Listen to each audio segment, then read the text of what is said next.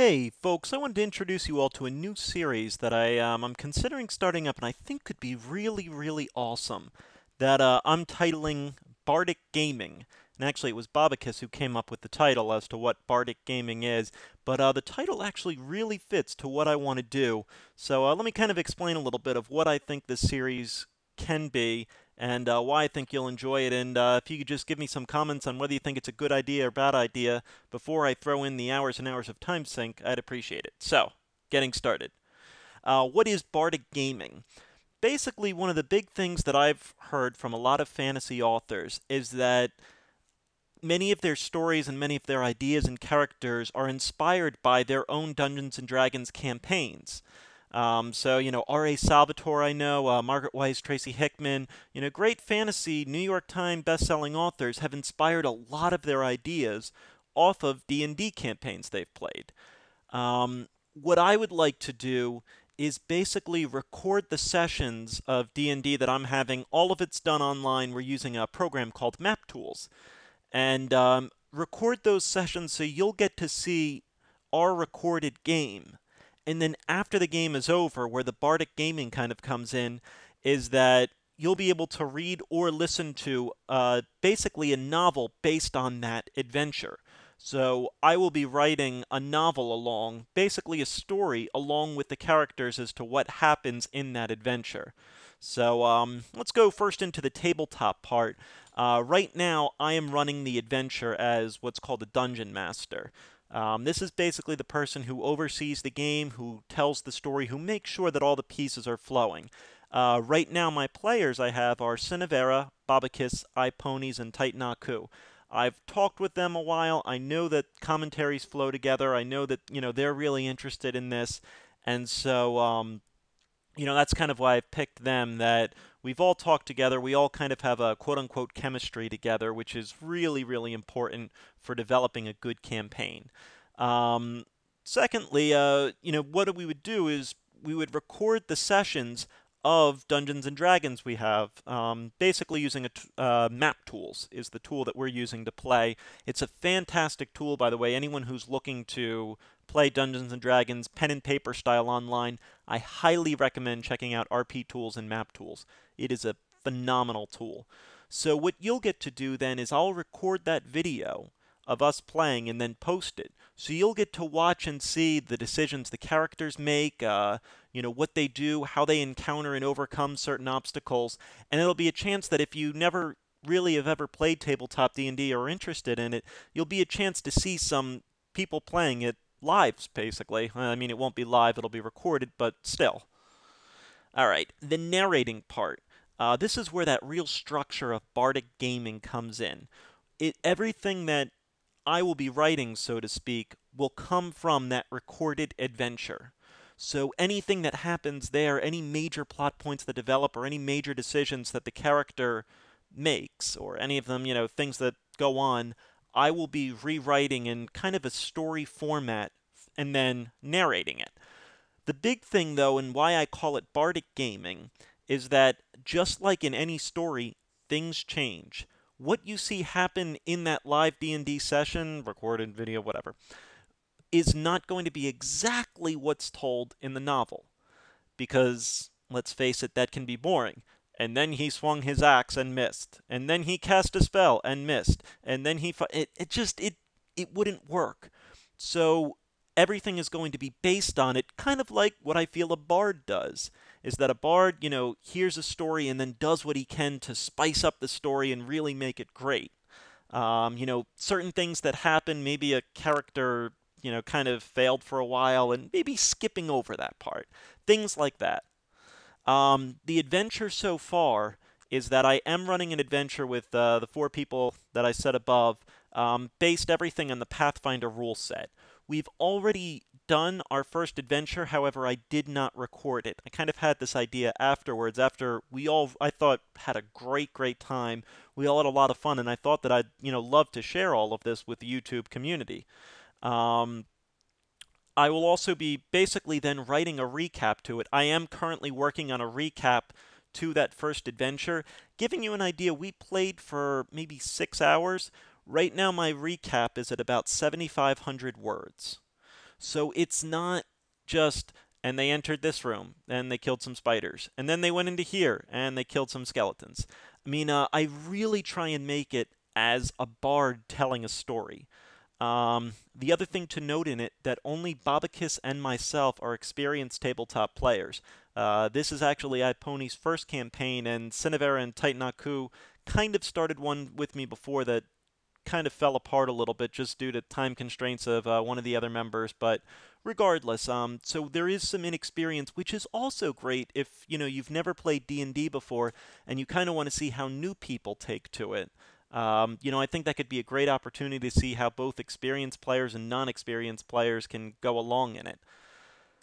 A big point, though, will not be for everyone. As I said before, I'm the dungeon master of it all, and I do this anyway, but especially for the Bardic Gaming type of thing, I'm going to emphasize the story much, much over the mechanics. There's a lot of people out there who, these are the rules written in the book, you have to abide by these rules, or, I hate that. If a rule doesn't make sense or someone can come up with a good counter to it or something like that, I listen to it, make a judgment call, and go from there. So I will very often bend, break, and alter the rules. I'll come up with magic spells on the fly for monsters that don't exist in the book. Why? Because it can lead to a better and more interesting story. I also highly discourage what's known as min-maxing. Min-maxing in Pathfinder or any of the RPG rule sets basically means that you're going to severely hamper one of your stats so that you can make the other ones better. You only get so many points at character creation to make your character, which helps to make a decent, well-rounded character. But, I hate a fighter who drops his intelligence to 8, which is significantly below average, but then comes up with major tactical decisions. Doesn't really make sense. So I really, really try to discourage against min-maxing, and I try to encourage any player to just have fun playing what you want to play, even if it doesn't make a whole lot of sense. Some of the greatest characters from fantasy are characters that are unique and original.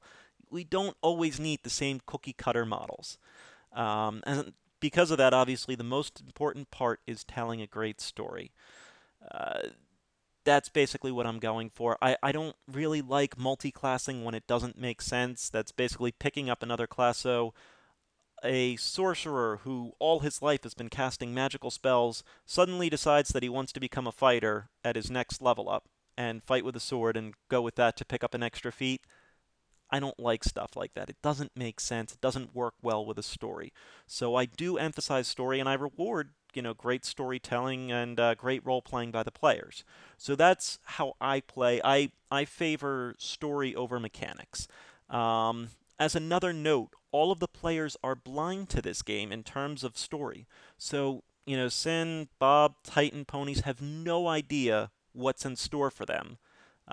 They're not given little hints or spoilers ahead of what, to make the right decisions or anything like that. You'll see them adapt their decisions. You'll hear them adapt their decisions as they do it, which I think also leads to a really cool thing that, they don't know what's coming up, which is going to lead to even better storytelling because they're not led.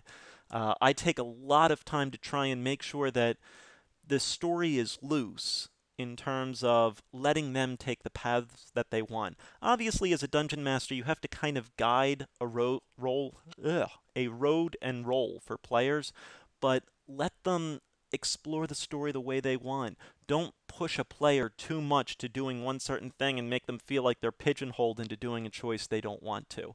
So I do spend a great deal of time with the storylines trying to make everything work.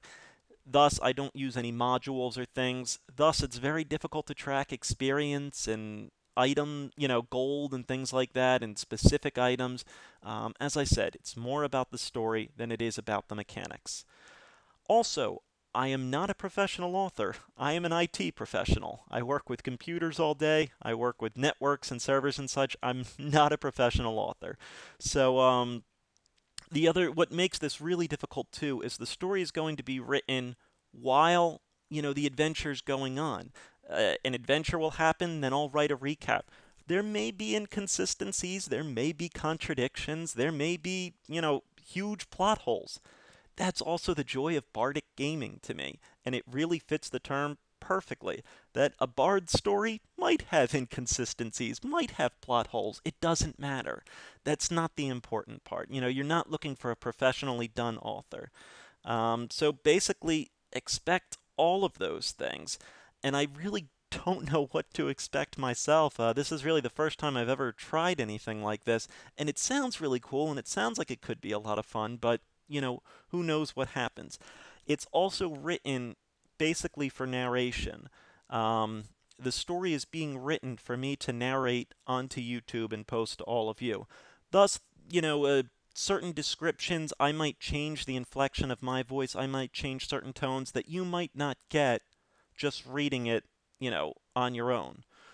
So basically, the whole story is really meant to be narrated, or picture it as, a third party that's overwatching narrating, and it's hard to explain, but maybe you'll see what I'm talking about when that first thing is posted. The final point is that we are still learning Maptools. There's so much in this tool that we haven't even touched yet, we haven't even glimpsed at yet. It is an unbelievably complex tool in terms of easy to learn, hard to master. We have all the basics down right now. We can play through an adventure, we can play through a game, we can have a lot of fun. I understand that there's a ton out there yet that I haven't even touched with this tool.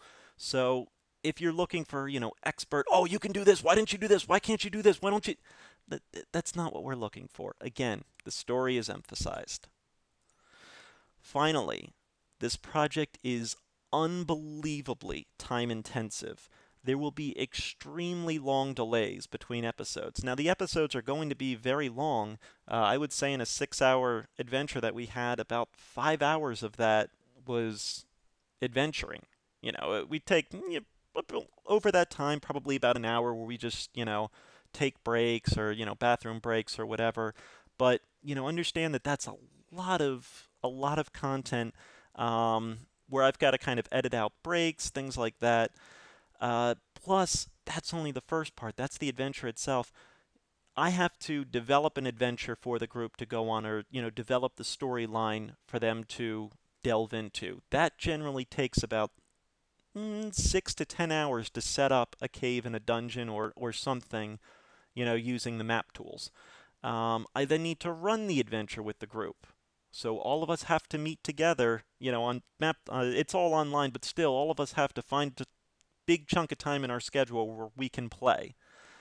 Need to take the videos and edit out any of the, stuff that's not necessary, like breaks. I'll leave in idle chit chat because I still think that's a great part of the tabletop experience, but you know, uh, things where we take breaks or things where we're just kind of not really talking at all, mostly breaks or just eating or something like that, I will have to edit all of that out. I have to write the story and proofread and edit the story. Um, Part one, as I said, is about 8,000 words so far, and I'm not even done with it yet. So it's definitely very time inclusive. I don't want it to be, and I've obviously been working on this for a while. I don't want it to be just a slapdash put together. I really want to try and do a good job on it. So I then need to give that story to the players to look over, make sure that they don't see anything in there that's really inconsistent with what happened or really is different from what they believed happened. I then have to narrate the story, so I need to take time to narrate the story and then upload all the pieces. So obviously, this is an extremely time-intensive project, but I'm really thinking this could be something awesome. I love this concept of bardic gaming, and I love that, obviously for me, storylines and things are the neatest things. I love these awesome storylines, and I think this could be something really cool. But I mean, just to kind of show a proof of what I'm talking about here, I'll throw up Word real quick and D&D Part 1. I mean, you can see here, I am, I'm working on it, and we're still, I'm still not done with it. So it is very, very time intensive, and that's kind of why I wanted to put this video out.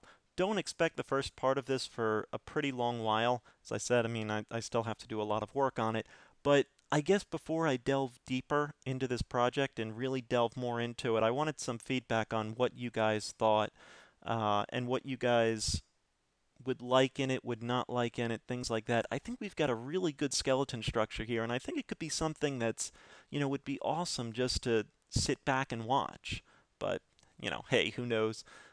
Anyway, I normally don't ask for comments, but for a project like this, please leave your comment as to what you think of the idea.